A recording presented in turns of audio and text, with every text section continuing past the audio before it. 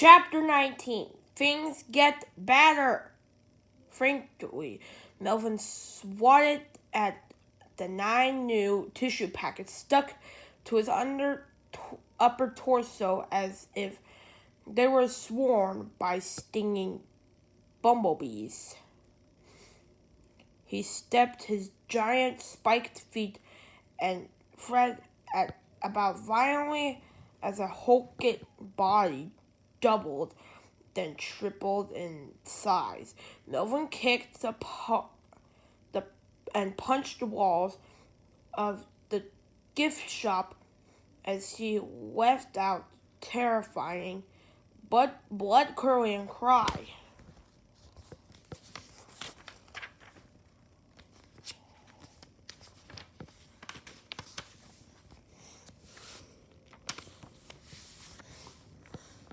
"There's no need to cry, little man," said Mr. Snotty. Here's some more tissues to dry your tears."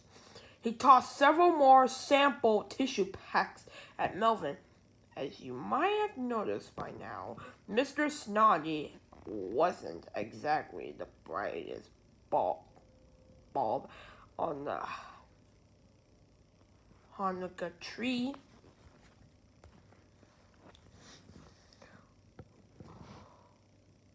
What happened next could only be described as chaos. Once again, Melvin's massive body tripled into size. By now, Melvin was rolling and kicking and knocking over the giant machines. Children screamed and ran.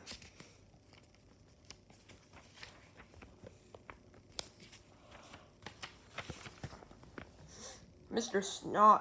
Snotty thought it might help matters if he could just give Melvin some more tissues before he could, a drop of mucus the size of a bathtub dripped from Melvin's massive nose and splashed down from Mr. Snotty wound to the floor.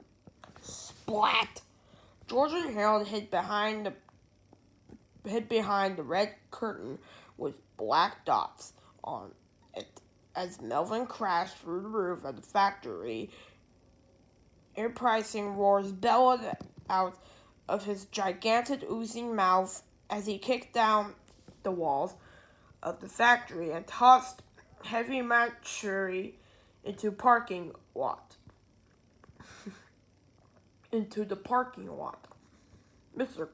Crump and Miss Santhrope tried their best to get the situation under control, but they weren't having much luck.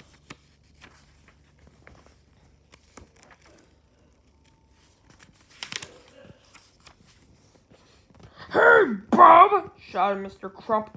"I've had just about enough of your shenanigans. You're going to be spending the afternoon in detention if you don't settle down, young man," shouted Miss Santhrope. Suddenly, Melvin reached down and grabbed Miss Santhrope in his massive metal feet. "Help me!" she screamed. "Somebody save me!" Mr. Crump said nervously. I'll go get some help." Mr. Crump ran and hid with George and Harold behind the red curtain with black dots on it. "Hey, I thought you were going to get some help," said Harold. "Well, not today," said Mr. Crump. "You know," said George, "there's only one person who could help Miss Santhrope now." "Who's that?" asked Mr. Crump.